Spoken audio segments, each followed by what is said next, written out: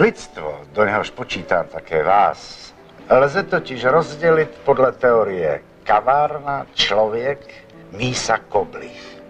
Jde-li o člověka bez fantazie a smyslu pro humor, bude se v poloprázdné kavárně na mísu koblih dívat třeba do oběda.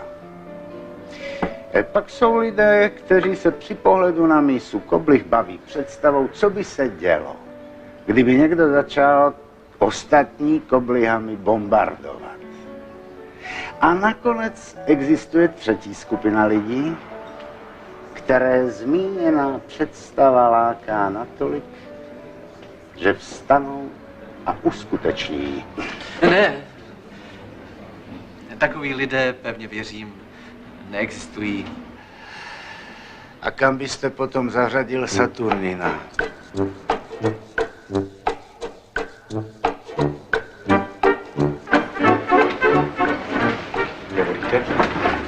Ne.